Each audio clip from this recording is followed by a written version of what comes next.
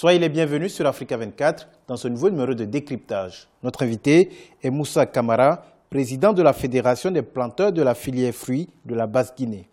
Avec lui, il sera question de la vie de la Fédération fêtière et des projections de production pour cette année. Présentez-nous la Fédération des planteurs que vous présidez. C'est une fédération issue de l'éclatement d'une grande fédération qui prenait toute la Basse-Guinée, mais où étaient regroupés l'essentiel des filières maraîchères, fruitières, vivrières. Donc avec la politique agricole actuelle basée sur le développement des filières, donc on a jugé opportun à l'intérieur de la grande fédération qu'on appelait Fédération des paysans de la Basse-Guinée d'éclater pour faire des fédérations conformant aux différentes filières. Donc c'est pourquoi il y a eu une fédération des vivriers de la Basse-Guinée, une fédération des maraîchers de la Basse-Guinée et une fédération qui s'occupait des filières fruitières de la Basse-Guinée. Quelles sont les missions de votre fédération? D'abord, l'essentiel, c'est que nous, planteurs, on est des opérateurs privés agricoles. Donc la mission essentielle, c'est d'organiser les différents planteurs, les orienter et surtout les inciter à produire pour vendre. Parce que nous savons que les productions fruitières est un élément essentiel dans la politique économique agricole de notre pays. Parce que c'est nous qui pouvons apporter vraiment des devises au budget de notre État. Surtout, essayer de fédérer nos efforts pour faciliter la commercialisation. Vous parlez de la nécessité d'une synergie d'action dans votre filière. Concrètement, quels sont les résultats que vous avez obtenus depuis la création de cette fédération? Il y a eu beaucoup de résultats. La première des résultats, c'est que on a, avec le gouvernement, cherché à relancer la filière ananas. C'est une filière assez rentable parce que avant, la Guinée, comme beaucoup le savent, était le principal pays exportateur d'ananas. Donc nous luttons pour essayer d'occuper encore notre place d'antan. C'est ce qui nous a orientés, nous en tant que planteurs, et le gouvernement pour nous accompagner pour la relance de la filière ananas. En plus de cette filière ananas, nous avons la filière mangue. Avec la filière mangue, cette année, on a essayé de voir comment la mangue Guinée, surtout mangue avion, ce qu'on appelle généralement qualité premium, et ainsi, en 2017, nous avons pu faire un contrat. Ça, c'est un programme pilote pour voir réellement comment ça peut se passer en Europe, où on avait un contrat pour 6 tonnes de mangue avion. On en a exporté 4 tonnes 600. Ça a donné tellement de bons résultats sur le marché européen que l'acheteur avec lequel on était sur place, il nous a commandé pour 2018 90 tonnes de mangue avion. Ça veut dire que vraiment, la qualité de la mangue, tout le monde a apprécié la qualité de la mangue. Et en troisième position, il y a la banane. La banane, pourquoi la banane?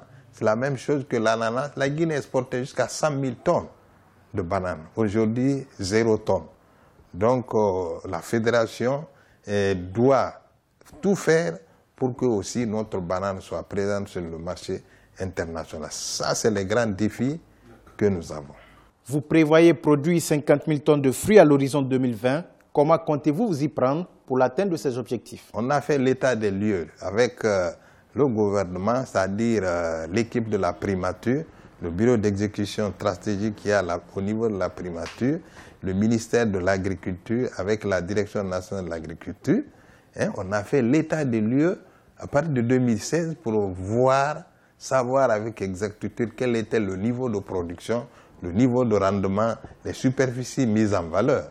Donc à partir de cette période, on a pu faire une projection pour voir d'ici 2020 quelles étaient nos capacités productives. Donc c'est ainsi que nous avons fixé avec le gouvernement, je peux dire c'est au rabais, on a dit 800 hectares d'ici 2020 pour une production annuelle d'autour de 50 000 tonnes avec l'appui que le gouvernement est en train de faire avec les intrants, c'est-à-dire les engrais de qualité que nous sommes en train de recevoir avec l'agrotechnie vraiment que nous sommes en train d'enseigner aux planteurs, nous estimons que d'ici 2020, nous allons atteindre les objectifs. Et là, ça ne s'arrête pas. Ça, c'est le premier pas.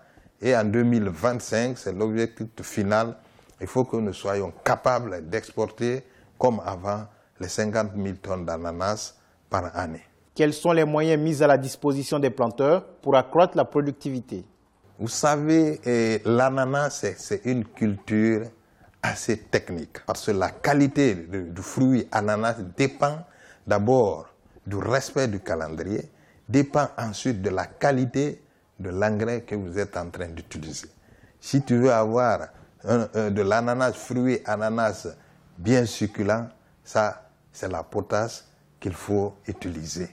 Avant, on n'importait que de l'engrais composé, c'est-à-dire de NPK, qui n'était pas vraiment favorable pour la production de qualité des fruits. C'est pourquoi nous remercions vraiment le gouvernement, nous remercions le ministère de l'Agriculture pour avoir pensé à approvisionner l'engrais spécifique pour les planteurs.